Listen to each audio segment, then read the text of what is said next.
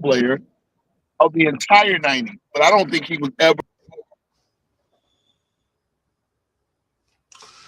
Well, lost row for a minute there, but I get what he was saying, and I agree completely. I mean, I think that, yeah, I don't think Scottie Pippen was a quote unquote top five guy of that decade completely. Like if you're just taking from 90 to 99, right? I think there were other players like we've actually listed here who were more impactful statistically. Uh, yeah, I mean, I'm with you, Ro. Like it's like Yeah. I'm saying that Pippen. Yeah, if we're just unfortunately talking from 90 to 99 or whatever, right? Like, yeah, I think there were other guys who were, hey, whatever the case is, they were these guys leading their teams. They had the better stats, they had the better accolades, and whatever, whatever the case is, they were more deserving of the. If we're just purely talking the top first five slots, right? I don't think that there's actual room for Pippen. Like, you're not going to put him over Michael Jordan, right? You're not going to put him over Karl Malone. You're not going to put him over Shaq, right? Like, I don't think. How can you put him over Shaq? You can't put him over David Robinson. You can't put him over Hakeem Olajuwon. Guys that won the MVP in that decade, like, and again, maybe by the time they start falling off, so does Scotty. He had the back problem. It limited him offensively. He was a limited player offensively. You're not getting the greatest outside shot. Hey, great. He was definitely one of the best all around players, right? Definitely one of the best all around players. And again, it's many ways you want to address it and look at it, but Scotty had a limitation, as Coach said. Again, he's never even made one single All Star team without playing in Phil Jackson triangle. So how much did the triangle help? You know what I mean? He goes to a Houston, and they're expecting triangle offensive playmaker and ball hog defender Scottie Pippen. They don't get that, and they get knocked out in the first round. So there's a lot of nuance to that conversation. 99 was that last year. Scotty was definitely the most underpaid player of the 90s. Right? He was underpaid because he signed a contract early 90s and the money blew up by the mid-decade, and he was still locked under a long-term contract, 7 years. So, but top five player, yeah, I just, I don't see it. Yeah, Top no, 10, for sure. Yeah, top 10 at his peak, for sure. 94, 95, you can say that. But yeah, no, definitely. And then like this is, and I want to be clear with like everyone else, like the chat and everything like that.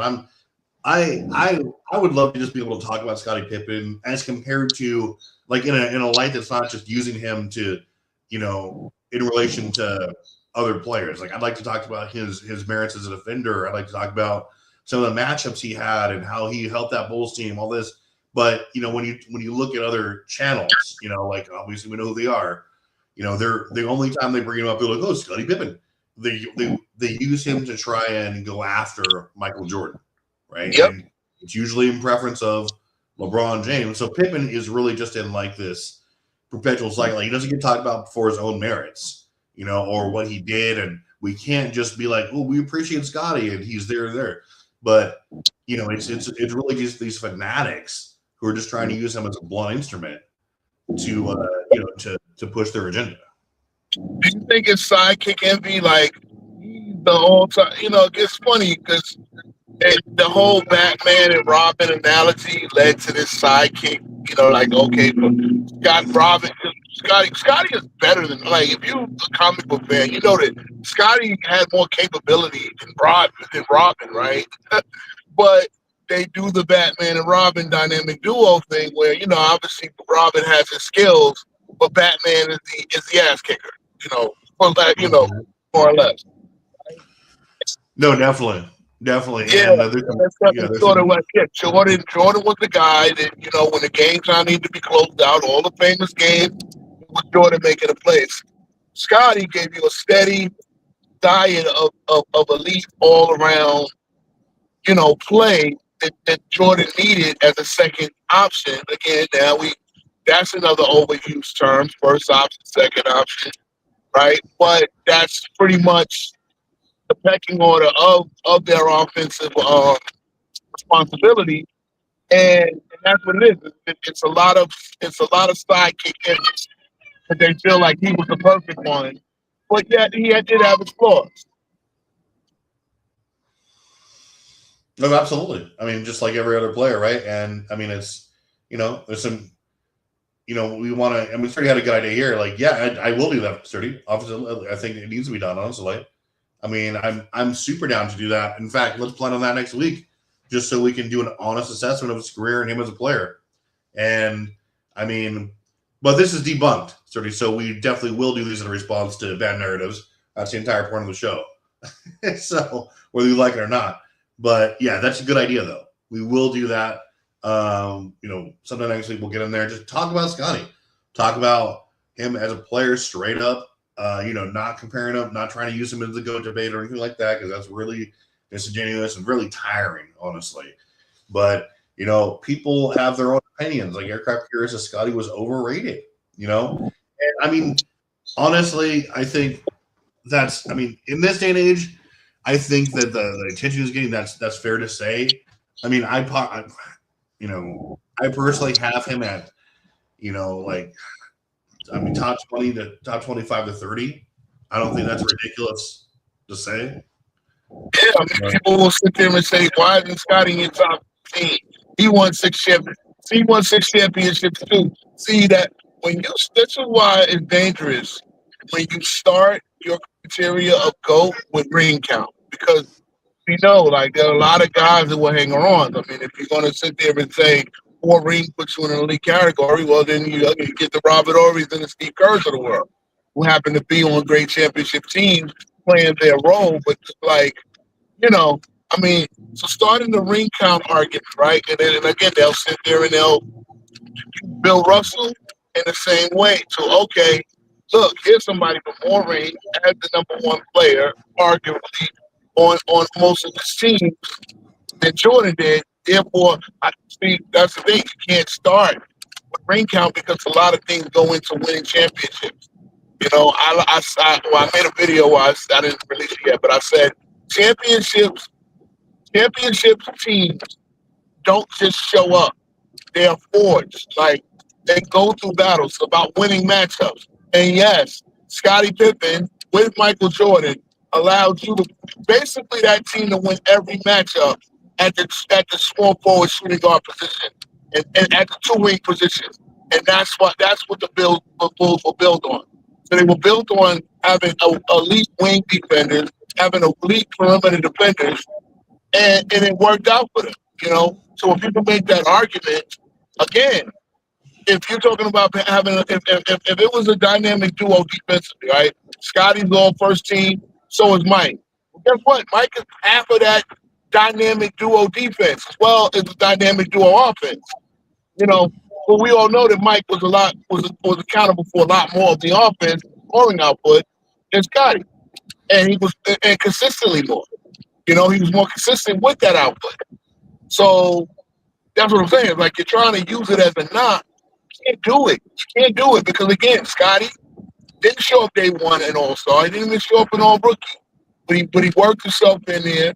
He worked himself in it with Mike, with Phil Jackson coaching, and they made history. They made history with the 2 3-peats. And there you go. No, absolutely. Let's talk about this a little bit more here, just so we can kind of solidify this, right? As to rest here. Aircraft Carrier says though that 25. I said 25 to 30. He said that's an insane ranking for Scottie Pippen. What do you think about that? If it was, I get what Aircraft Carrier is saying. If you take the rings out, you're looking at 16, 6, and 5. Is 16, 6, and 5 the best? Now you gotta, context to it, right? The late he hanged on as an important player for those Blazers teams who played pretty well in the Western Conference playoffs, right? And so those numbers bring the average down a little bit. If you look at his top 10 years, you're probably getting around 18, 7, and 6, which, better than the 16, 16, and 5, 16, 6, and 5. But yeah, if you look at that, take the rings out, take the fact that he played with. Let's put it this way: a lot of people will think if he never gets traded to the Bulls, he never links up with Jordan and gets those numbers. No one, he's not in the top 50. And that's just fact. Those numbers are not good enough to be in the top 50 unless you win at least one or two famous championships with the Seattle crew. The question is, do you do that? So, yeah, the 6 rings and the Bull elevate his status. You know what I'm saying? But I don't think, I think because of the rings and his importance for the, to winning those rings, you can, the greatness factor, he can be top 30 greatest. I might have him around at 30, 31, 32. Sure. I mean, I mean, I'm not mad at if someone says, "Hey, I have him at 30 to 40, whatever the case is." It's to me that's just semantics. I mean, like I think that his resume, besides, even if we take out the rings, like he does have the 10 out of 10 all defensive awards. He has the multiple top 5 DPOY finishes. Like he has the All NBA selections. All those. I mean, I don't think it's a stretch to put him in that, let's say, 25 to 30, 35 range. I mean, like that, if you're going to put if you're going to put like somebody players above him, then I'd like to say, okay, show me the resume, but that's fine, and I mean, hey, Iggy does not have the same, overall resume that Scottie Pippen does. But and he doesn't. But Iguodala was a very good player. But the comparison is nasty. The comparison is nasty. Yeah, because I mean, if you're you can't just you definitely can't just take a player's ending stat line and then say this was what they were, because that's not representative of their peak, right? Obviously, you get a couple of outliers, like like Mike to a degree, like a LeBron probably to some degree, but it just certainly doesn't. It's not indicative of who they were at their absolute peak. And yeah, Pippen was a role player, but it doesn't. I mean, hey, he, there were a lot of role players who amassed great resumes, and I mean, now there's one thing to say that Scottie Pippen is overrated, but there's another to just hate him, right? And I sense some hate by aircraft carrier, but like I said, I don't really have a dog in this fight. Like I like Scottie Pippen. I rank him, but I'm never ever going to use him like in the GO debate. And that's the only thing I care about. If you want to rank him, if you want to rank him 40 to 50, whatever, I don't care. But it's just I'd like to see your criteria. You know what I and this is the one thing that I like to debug. Just people's process and their criteria or their See, again, I call it a process more than a criteria, because I think having a process of ranking players, right, who have almost equally impressive resumes, requires a process. It requires you wind up basically comparing one guy to the next. People like to play the game of subtraction rather than understanding championship. Winning championships is more of a formula of addition. So it's like, okay, the Bulls won a championship. Well, Jordan was this good, right? How much of percentage of share is Jordan credit should Jordan give? So now we have to subtract Scottie, right? We have to subtract however good Scottie was to then limit how much credit we give to Jordan. And that's a stupid way of looking at basketball. Because if you look at it as a formula like that, if it didn't add up to what the championship team was, you wouldn't have the championship. So the idea of subtracting a player who was X amount good because they won the championship is just stupid. Well, yeah, Jordan won the championship and Scottie was so good. I don't never look at basketball like that, because you can take a role player off a championship team and they don't win the championship. Case in point, this is the team that didn't win the championship. They got to the finals. If Derek Fisher doesn't hit that shot in Game 5, the Lakers go down 3-2. Mm-hmm. You understand what I'm saying? And likely lose the series for the second year in a row to the San Antonio Spurs. Sometimes it takes a role player and their abilities to make It's a different. Horace Grant. They call. I just Juan boy in the Gold Chains Kingdom. What's the name? Oh yeah, the Bulls lost more games when Horace left the team than when Jordan left the team. Well, yeah, you took a vital part. You took their rim protector away from the Bulls, and you don't have Jordan for 65 of those games.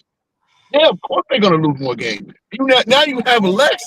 It wasn't just Jordan that left the team. Now you have Jordan and Grant off the team. Well, that's vital. Now you Yeah, can't, and also he's the ultimate casual, so there's no need to ever reference that yeah, again. you know that. Hey, that group is full of it. I know you had a hell of a time moderating and protecting posts like they wanted you to. Yeah. God, yeah, Oh terrible. boy, yeah. But that's what I'm saying. I literally just looked at this post before we signed on, and it's like, yeah, oh yeah, Grant. They lost more games with Grant. Yeah, well, Grant was probably less replaceable. Like you didn't replace him. You didn't replace the shot blocking and rebounding. He was the best rebounder on the Bulls, right? You lose a team lose their best rebounder and shot blocker. Well, yeah, now they're not even good defensively anymore. They weren't. They Yeah. were mediocre offensively, but still great defensively. That's why the Bulls were able to win 55 games. They would. Mm-hmm. And then when you took Grant out, now they're mediocre offensively and defensively, and that's why the Bulls were barely a 500 before Jordan came back. See what I'm saying? Yeah, And they go, what do they do when Jordan comes back? They go 14, no, 14-3. So obviously there's an immediate impact, but yeah, no, absolutely, man, 100%. And I mean, you know, yeah, I mean, like I say, all these things we're talking about, yeah, like that whole thing, like, oh, hey, the Bulls didn't absolutely tank when Jordan left. They think these are gotcha moments, right? They think they're gonna use those to, like you said, they're not interested in the context, what players left, what players were added. They don't know that like there were like 3 other players added, including like Tony Kukoc, and like he was getting minutes, he was a good replacement, like, and all these other players who were, and Pippen stepped up, all these players who were designed to fill a void. They don't care that they didn't win the championship. The fact that they only lost like 2 fewer games is enough to these are. But again, we're talking about people who don't actually like. And this is important, chat. This is important. I cannot state this enough. Okay, that the people who you usually talk about, or we talk about a reference and whatnot, they don't actually like the game of basketball. Okay, they don't actually like the sport, right? They like the fact that there's a narrative or there's a contest, basically. They go debate. They can try and get behind. They want to talk about that. Okay, everything they do centers around that.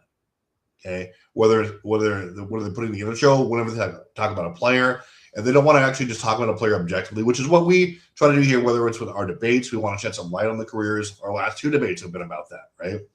And we're going to be, we're going to try to get into more centric focus. Like Sturdy said, we were talking about players objectively, talk about the careers, not really compared to other players in a negative sense, but I want to emphasize that these shock jocks that you hear, whether or not it's over on, I don't even name their channels, right?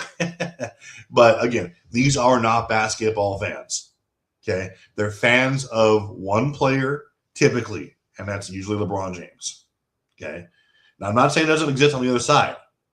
There's 100 mic stands out there, 1 million mic stands out there who do the same thing. Okay, but the key is that when you talk to those guys, it's easy to sniff out. And their takes are never objective, okay? And yeah, they definitely mask it. They try to talk about how they're objective and everything else, but you as actual basketball fans know that's not the case, And so we're gonna have watch parties. We're gonna talk about, even today, we're gonna talk about the actual NBA, what's going on. We're not just gonna sit there and be like, you know what, let's talk about one guy because he's our favorite player, okay, and disparage him. But even that being said, yeah, I know. I mean, right now I know what's going on. It's more of the same. MJ bad, LeBron good. That's exactly what they're doing there every single week. It's no different today. They're quote unquote watching film in an objective way, right? there's no way that they're just cherry picking games where Mike was good and LeBron was, or Mike was bad, LeBron. Like, there's no way they're doing that. But it's not, it's not really a surprise. So that's what they're doing. And again, like I said, I was telling them, bro, that they're not actually basketball fans over on these other channels, really. They're fans of one player. And so that's why you don't really get an honest assessment of guys like Scottie Pippen, of guys like Dwayne Wade, of guys like Anthony Davis, right? They're always used as cudgels. And so we try to want to get away from that. And yeah, no, 100% Amani. Like, as you see, like, that's last couple of years. Watch any of their shows, right? Any of their shows, you'll see, like, the games like that. Game 5 versus the Celtics in 2010. Hell, games 1 and 2 in 2008 versus the Celtics. You will never, ever hear them talk about these games objectively. Never, right? Because it's not that, like, it automatically means LeBron's a bad player, but they're so afraid and they're so deep in their echo chamber that they cannot objectively talk about every part of his career in an objective way. They can't ever break down those series, right? Yeah, 2007 NBA Finals, right? That's another great example. They will never objectively break down that series or those series and be like, hey, cool, LeBron didn't play well, but here's why, here's why. And yeah, he could have done this and that, blah, blah, blah. They're too sheltered to do that, right? We can do that with every other player, but when it comes to LeBron, it's like a religious thing for them at this point. But yeah. Let's see. Do Wade top 20 to 25? Wade, I think, is right up there with a Scottie Pippen. I think I probably put Wade the same area. I mean, 20, 25, 30, 35, because, I mean, he also has, I mean, I don't think that Dwayne Wade was as accomplished. I know he has a finals MVP, right? I don't think that he wasn't as accomplished a player. I think he was a better player offensively than Scottie, and he was a better two-way player than Scottie Pippen. Yeah, he cleared them. He clears them, but the longevity and the ring things. Yeah, I mean, well, you're 3 championships, the 5 finals. Yeah, I think he clears them. So I do have him like 6, 7, probably I would definitely rank him. Yeah, I would definitely rank him above Scottie Pippen for sure. Not like hugely, but I do think that he was the better player, 100%. I mean, mainly because he led a franchise for at least 9 years, got to the finals, has a finals MVP, was the driving force behind most of their success, obviously, and the numbers speak for themselves, So, and yeah, for sure. And yeah, no, for sure. Like Armani, that's also, I mean, super valuable, right? Like if you're an amazing two-way player, meaning you do have the offensive burden, you do have the defensive burden. That counts a lot, right? Like I don't want to hear about. I mean, obviously you have a team, you have team makeup. No one player wins a championship alone. Like you have guys who are underrated, you have the role players who are usually understated, but the guys who can objectively say, hey, that guy was the best offensive and defensive player on that team consistently for a number of years. That usually, in my eyes, vaults you up, above some of these other guys we're talking about. But yeah, I mean that's a great point. Woodage. I mean he did have better overall numbers than LeBron in 2009, and it was I think obviously as it sadly mainly is like yeah. Sorry about that last interruption. No problem. Yeah, I mean it's the Cavs would have, if I'm not understanding that, the best record in the league, right? So that's probably why you want it. But I mean, if they're gonna tell you that, well, you got to ask why. You got to ask what their reasoning is. Is it just because is it the ring count? Because I think that's a terrible argument, right? So I mean, Wade has what, 3 rings? It doesn't really matter. Scottie doesn't have Finals MVP. Do I have Pippen over AD? No, I would probably put. I mean, at this point, That's a good question. What do you think about the AD? Or if we're just ranking AD versus Pippen, I think that's a good argument or a good comparison. AD was clearly a better player. Again, Mm-hmm. you're looking at the lack of playoff success. Yeah, Um, again, I mean, when you play most of your career, even to this day, he's played most of his career for an organization like New Orleans. That has a lot to do with it. You come to the Lakers, you have a good team that's there for a good dominant team is there for 1 year, you win the championship. Then after that, the team is flawed, and it also it's flawed. Make leads to you playing out of position, and then you getting injured a lot. Which again, being injured a lot is part of your responsibility. But at the end of the day, Scottie Pippen played injured a lot, right? Like so, he didn't play up to his capability. AD is just a better basketball talent. And when we talk about greatness, well, like AD's lack of accolades, and it's funny because AD should have been All NBA defender. He's an All NBA defensive caliber player. He's a dominant shot blocker. He's a great rebounder. All the things you mm-hmm. need, and that's where it becomes harder with these conundrums, right? So what did he? What did he like? He's not getting the success. He's not getting the accolades because he's not on good teams. Yet, if he was on better teams, he would have had the accolades. This Yeah, is where the go. So I tell you, man, the go debate and the go you making these top 50 lists and top 100 lists, it's tricky. You got so many things you got to consider, man. It's so many things you got to consider. Well, yesterday's debate with me and Viz was pretty tricky. You know what I mean? And that's why people still are talking about how it was judged and points that was made. Well, again, man, like you got to put a lot into that. Why, yeah, yeah, you got to put a lot into that comparing player to player over, as we said, 4,000, 5,000, however many players played in the NBA. You have to judge everybody and their contributions and how yeah, good they were, how great they were over time, what their peaks were, how long the peaks. It was just so much that goes into it. That's why yeah, I say it can be fun, but then people take the discourse like it's like you're killing somebody, right? like you're unaliving somebody. You gotta remember we're on YouTube and these platforms, and they'll let me around with one of them. But like you're yeah, unaliving someone, like by basically saying player A is better than player B. With Scottie Pippen and Anthony Davis, I like guys that were. Put it this way. Let's put it this way. I know I just dribbled on, right? Anthony Davis was a top 5 player a lot longer than Scottie Pippen was. And then my process and my criteria, that already makes him a better player. You know yeah. what I mean? Like I And I could mean, probably like, have like 5 seasons where I think AD is a legitimate top 5 player in the NBA.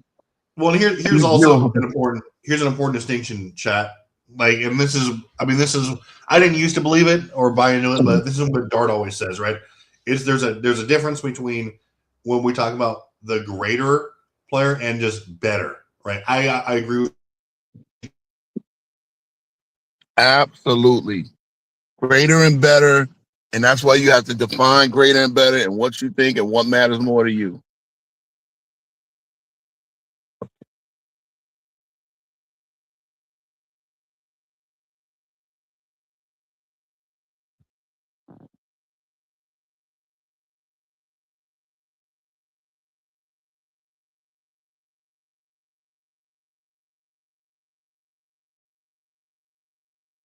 or not just Robin, but Michael Jordan, rather. But I mean, if you want to talk about best and greatest, is a completely different. Like, I'm not. If we're just talking, if I'm taking a roster of the best players ever, Scottie Pippen's nowhere on my radar. At least for my first 15 picks, right? I mean, because I'm going to take just like the best two-way players in the world if I have carte blanche to do that, right? I'm not. You might see. Obviously, I'm taking guys like T Mac, Kobe. I'll take a Charles Barkley probably. I'll take I'll definitely take guys like David Robinson. No, I want the best players, right? Like, give me some like Glenn Rice. But greatest means you have to objectively sit down and look at their careers, what they accomplished.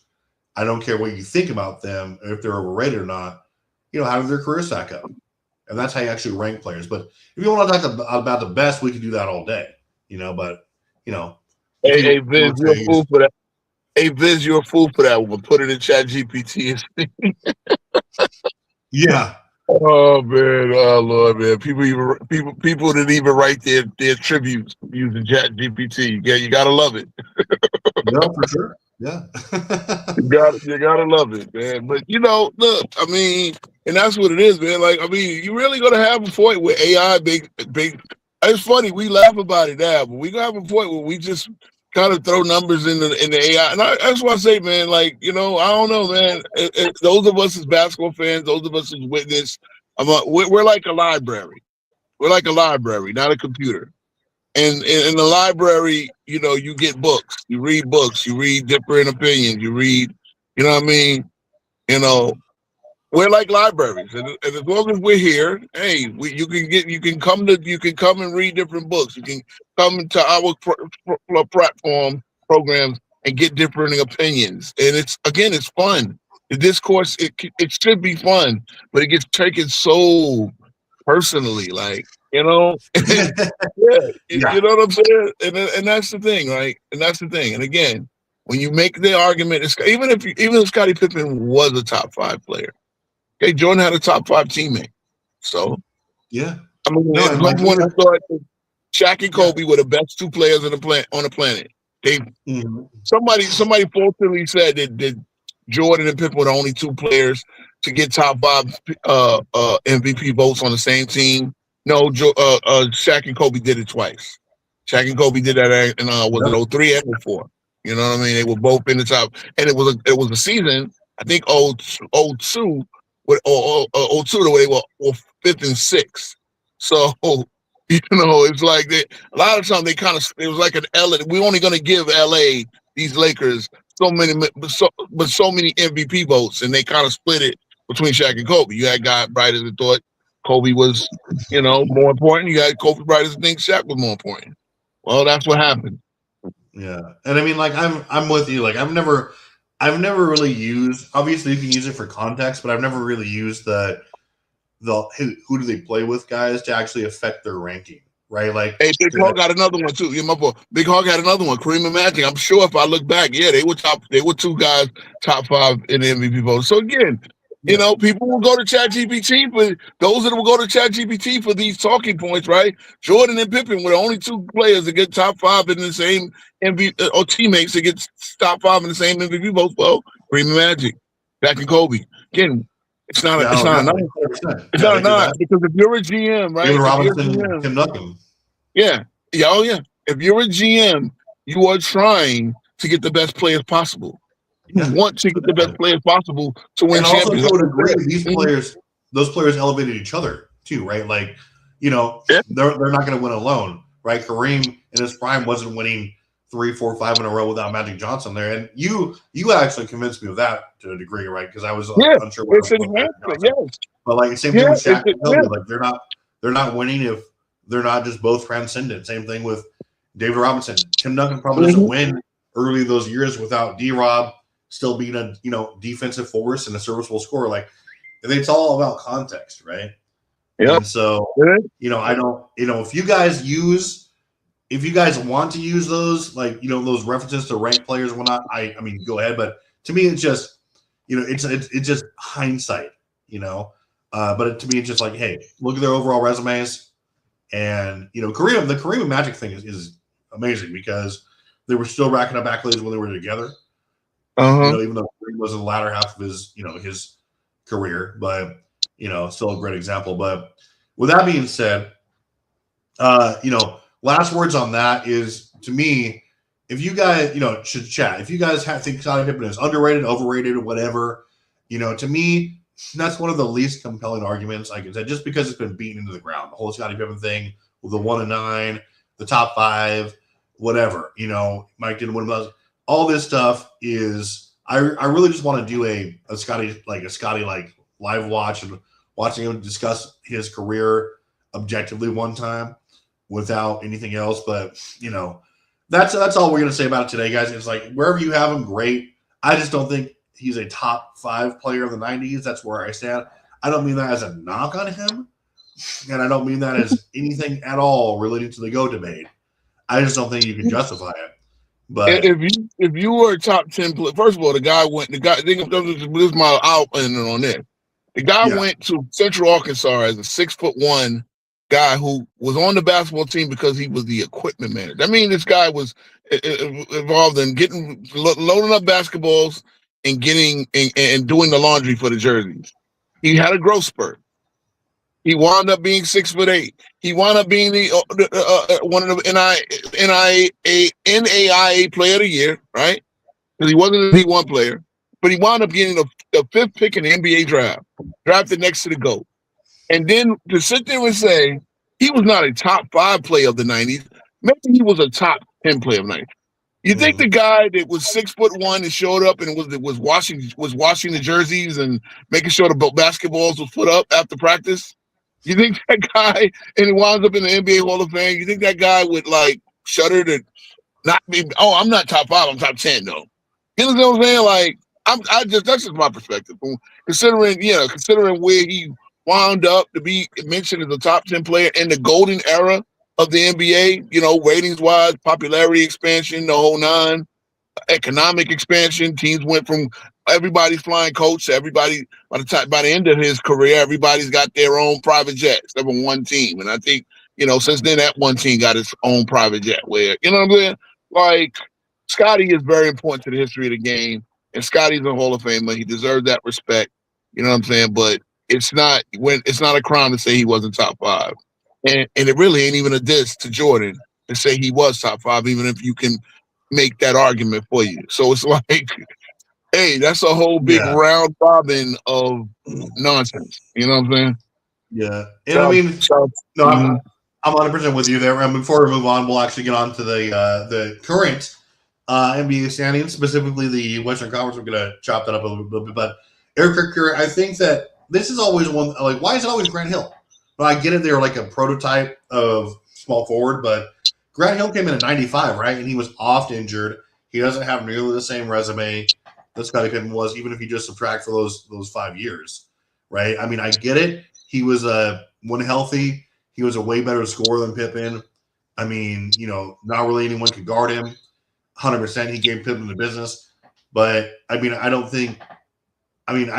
know how you can give him more quote unquote acknowledgement than Pippen. And if we're just talking about bodies of work, what they were good at, what they excelled at, the ability for them to stay on the court. I mean, Grant Hill, great player. Well, to be fair, the injury problem started in 2000. So if we're talking 90s, obviously the prime of Grant's career is the 90s. Like, that's the first 6 years. He really did have a hell of a rookie year, like to the point where him and Jason Kidd were like the only co-rookies of the year that we know, because Jason Kidd even came in with a great Magic Johnson Jr. light impact. And Grant was, again, Grant really pretty much instantly made the Pistons from a bad team that just lost Isaiah and just only had Dumont. They lost Isaiah, they lost Rodman, and they lost Lambert. So they pretty much Yeah, I mean, Grant Hill didn't. The closest Grant Hill ever got to a finals was like on the 2010 Suns, right? So yeah. And you know what? Shout out to Grant Hill for reinventing himself in those Sun years, and making an all-star team. And after all that he went through with the bad surgeries, almost dying from the staph infection for that ankle surgery he had. It's really one of the crazy what ifs of all time. But yeah, we can move on. We can move. Yeah, no, definitely. Listen, no, Penny was not a top 5 player. Yeah, at his peak, maybe again another one, top 10 at his peak. But again, just like you said, now he's the one that had trouble staying healthy in the 90s. And again, he had to reinvent himself to get. He had to reinvent himself. In the 2000s era, where damn, like we do remember how nice Penny was, but some knee problems. Yes, I do. Penny was nice. You guys just need to you guys need to be in the chat. You guys need to be objective, okay? If you want to talk about, like I said, and when we're talking about of the 90s, I really mean guys who were playing the majority of that decade, right? Like, it's like, am I drafting Grant Hill over Scottie Pippen? I mean, probably not, because Pippen was a far better defender, right? He was making all NBA teams and all defensive teams at the same time because he was that guy defensively. He could score. But like I said, wherever you have Pippen, that's one of my least my least worried about topics. Okay. We got to debunk it. Yeah. We just Yeah, got to big debunk time. it. You know. Anyway, yeah, let's go over to what do you think about this year? Obviously, we wanted to kind of talk about what the glaze, right, of the Western Conference overall. Uh-huh. And look, this is my thing. This is the thing I've been wanting to talk about for a while. Um, the Western Conference do have, and I said this, they probably have 6 of the best 10 teams in the league, right? And they might have, like, let's just put it this way: the ninth, 10th, maybe the eighth, ninth, and 10th team are in the West. I mean the East. So maybe the ninth and 10th team on the East. But those middle, if however you want to divvy up the top five, maybe the Pistons and Knicks are top five, and Knicks to go on a 3-game losing streak. I'll get into that later or another time. But OKC, Houston. My thing is, right, the West do have more better teams. They have, like, I think they have 7 winning teams, and I know the Clippers took a ass whooping. See, think about this. The Clippers just took a big time ass whooping to the Celtics. And the Celtics, I said the Celtics will be very competitive this year.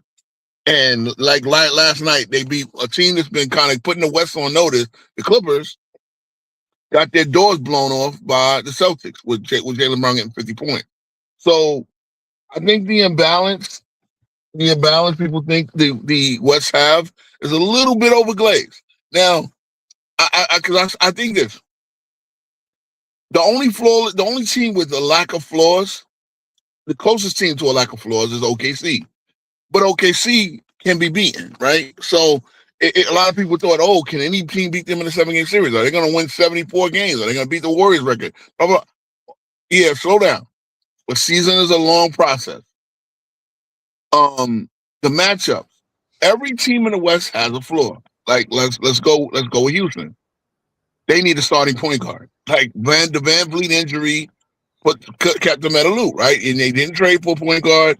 They really didn't have. I mean, with Reed Shepard, who's a combo guard, more of a combo guard guy, you want to set him around screen, but he's not really quick enough, fleet-footed enough. He's not good enough on defense to put as your starting point guard.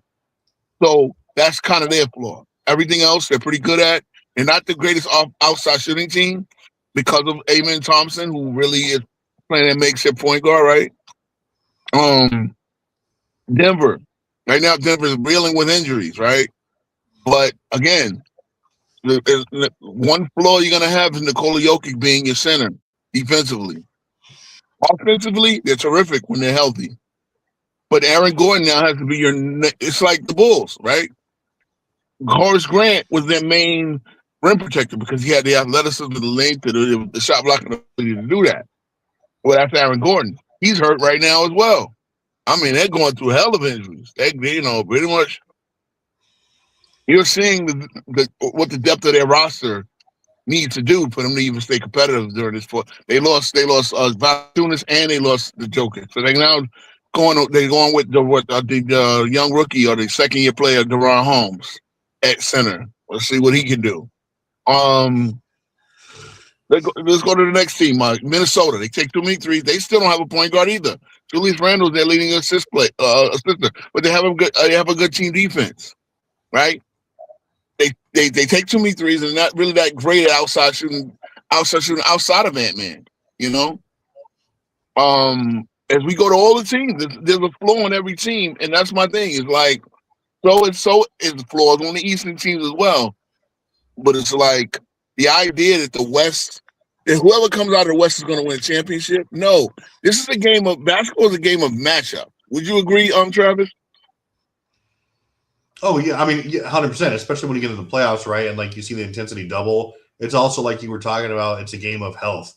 It really comes down to like it's always going to be who's the healthiest, who's playing well, or who's playing great. But yeah, matchups matter a whole lot. And like you said, we don't know exactly how long a guy like Jokic is going to be out. It could be. Did we get the word back? Is it an ACL or was it just like a no? So it was a hyperextension. Similar deal to what happened with Giannis right before the finals. Like he had a little bit of a hype, and it was a less degree. Like Giannis was a lesser degree. So here's their Like I wouldn't be surprised if Joker was back within 2 weeks. Because I don't, Yeah, no, I think, I hope so because yeah, I obviously think that, mhm. I don't know if the MVP is still an option for him after that point, right? Maybe if it's only Yeah, if he 2 weeks. gets back, yeah, if he gets back within 2 weeks or 3 weeks, then he'll Yeah. probably have a gameplay. I know he kind of missed a few games earlier in the Mhm. season, nothing serious, but this has probably been the most serious injury of his career to date, Definitely, right? yeah. And so, yeah, and No, but I see, think that's the thing. That's the thing. It's all about your depth. mhm. You got every team has to have that. That's why Rossi they carry 15 players for the reason, and you cannot waste these roster spots because injuries occur. Injuries occur more than ever. So it's about matchups, depth, and then again your ability to adjust. So the idea that whatever team comes out of the West is just going to cream the East. Well, no. Look, if Boston Celtics get Jason Tatum back and come out of the East, so you really confident in that matchup because the way Brown and White and Howard and all these guys are cooking. Pritchard is starting to settle in. It looks being that the Drew Holiday and Kristaps Porzingis have played a combined 27 games. And Big Al is finally looking at his age and go to state. Hey, Yeah, it's they about might have time. did the right thing getting rid of some of these guys on the roster. You know, so Yeah. I mean, we're really starting to see like we're starting to see like a lot of uh not I would say parity, but we're starting to see a lot of players like teams like settle into these grooves, right? Like we knew the Celtics weren't going to be, as good. Like how hard, it's really just going to be like which they were deep, sure, and all those guys stuff like Pritchard, you said like Jaylen Brown, like if they're going to be healthy or not, and then like obviously we're talking about I mean, if there's are the Spurs going to be healthy? Like if Wembanyama is be, but they've really taken a step forward as a group too, yeah, they but have. But the question yeah, is, do the Spurs have enough experience? Now they have some with yeah, Fox, and obviously Cornette has been through a lot of he's the backup center, right? They have yeah, some with Fox, Cornette, and obviously Harrison Barnes winning the finals with Golden State. Like people forget he was on that team, bro. yeah. Like he was, but he was on that team. He was a starting small forward. So Mhm. you gotta you got like so. But outside of that, it's like the rest of those guys basically have no playoffs, including the star player Wemby. Will they be ready for a playoff grind? Will they be ready for the adjustments and the increased physicality? That's something that remains to be seen. So again, I think it's more parity than people realize, and again, it's also a disrespect to teams like Miami who no matter what, as long as Spo is their coach, the longest tenured coach now that Popovich is retired, right? No matter what, they give you a tough series. Like Miami, I liken Miami to Jason. You got to you got to make sure he's down and down for good in all those Friday 13 movies, right? You know how you right? Everybody watch them, but that's how Yeah, Miami is. Like you gotta win that fourth game. That the idea that you're going to show up, and that's the thing. Like I said earlier in the Scottie Pippen segment, championships are not like nobody ever showed up and won a championship. No one ever showed. You have to forge. You have to go through the matchups, the series. No one is mhm. like even with LeBron James, right? There were no easy championships. You had to show up and win. Now it was easy. They were easier paths in the East, which is objectively true when you look at the 50-win teams and the amount of talent on those rosters. But then you still got to get to the finals and win a tough matchup, and that's something that LeBron fans do have in their pocket. Yes, the matchups were tough, especially when you got to the final. Well, yeah, the Western Conference then was a lot more top heavy and topsy turvy than the East. So the East was on the bottom of the seesaw. The West was high up there. You know what I'm saying?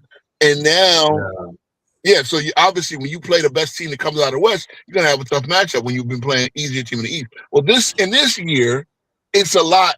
There's a lot closer than you think. Also, Orlando. I think Orlando, the potential. They still go through a lot of injuries, right? They're missing Franz Wagner right now. They were missing yeah. Apollo early in the year. It's my They're, team.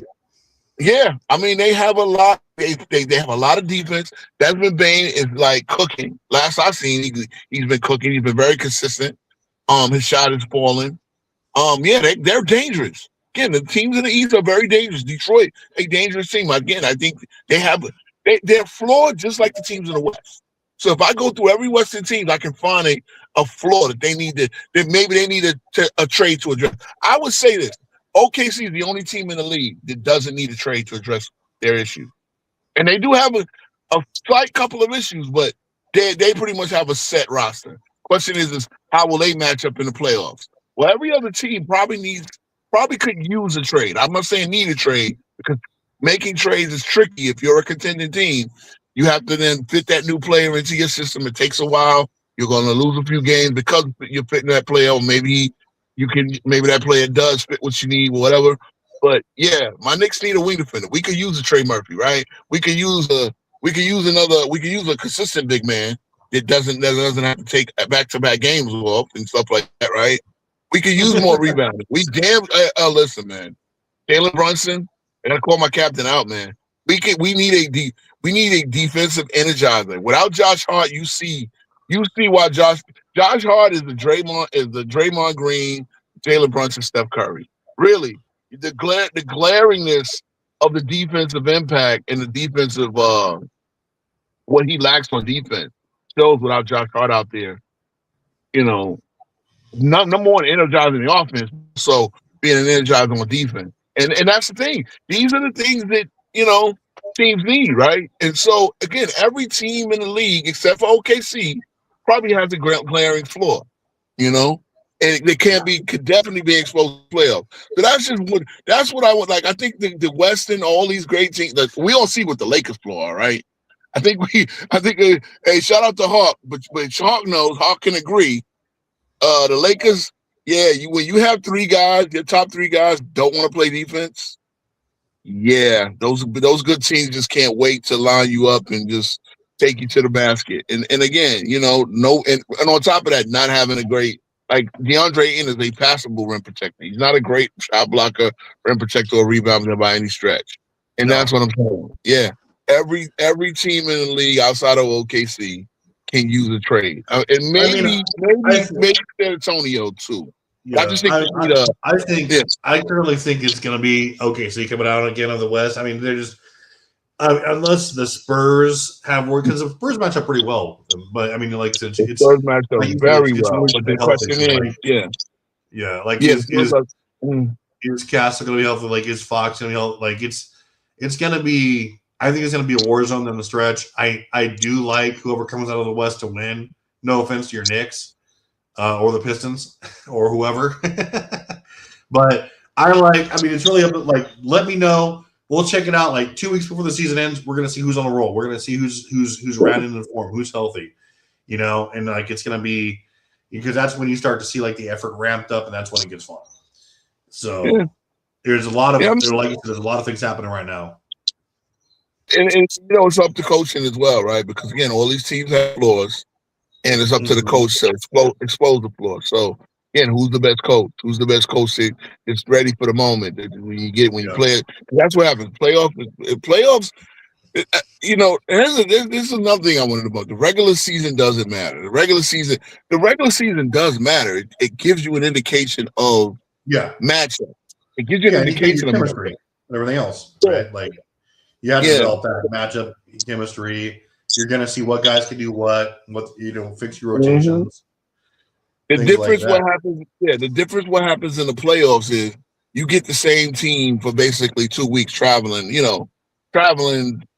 together, right? You're in the same city with the same team for 2 weeks. For either if it's 4 games, it's a week and a half, a week maybe a week and change. If it goes 7, it's 2 weeks, right?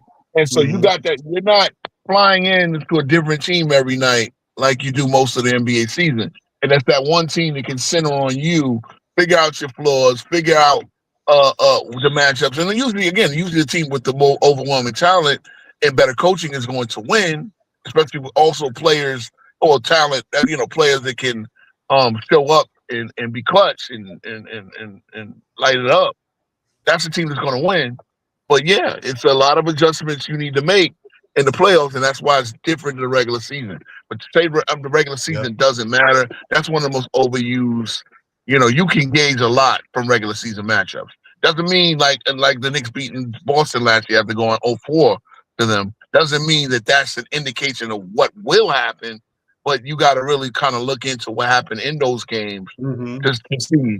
Okay, hey, this team. I was telling everybody the Knicks match up better with Boston than you think because in the years prior the Knicks Boston series used to go 2-2. It's the first time we played in the playoffs, and but yeah, I mean, yeah, you can see a lot of things. So looking at regular season matchups does matter. It does matter. I mean, but and again, same thing.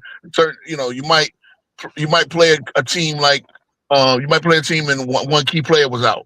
So how much can you really gauge of what will happen in a 7-game series? So you really got to look at everything when it comes to that. But yeah, I just think the Western Glaze is over. I think the Western Glaze a little bit overdone. San Antonio has been a great team this year. Very good story. Wembyama damn sure should be an MVP finalist if he gets the games played based on the performance of the Who do you of think the gets the Spurs. most improved player this year? Most improved. I would. It's funny because he's been good, but he was hurt last year. Jalen Johnson. I think he's running away. I think he might be running away with that, and it's crazy because he should be an All NBA third team. The way he's performing, like he's dominant. But then Atlanta's not that good. But he's been really like people are seeing that Jalen Johnson. You've been good, but he's been injured. Now he's pretty much showing that Atlanta is his team, and at the point where Yeah. they're ready to take Trae Young. And I predicted that Atlanta will be Jalen Johnson's team because he's the best talent, the best two-way player on that team. It's not even close. What about Tyrese Maxey? Maxi's been good. Maxi has been at this level. So it's like, some guys, if you give them the most improved player, it's like Mm-hmm. the All-Star last year. What like he's an All NBA player this year for sure. Maxi was killing my Knicks last night, shooting that range and. But yeah, Maxi's another guy that's been good. The rookie of the year between Cooper Flag, VJ, and Yeah. between Cooper Flag, VJ, and Concanuple. Yeah, I mean, this is a hell of a class too. It's one of the best rookie classes in a while. Yeah, So no, Big Hawk says that's a great point. It would be Austin Reeves probably like in a runaway, but no one's yeah, I understanding forgot about might be yeah, healthy. Austin Reeves and Jalen Johnson. Those are two. They're definitely gonna be all stars. They better be all stars. Yeah. And Mr. Call Out, the last minute. Please, God, I know the coaches are not gonna vote him in.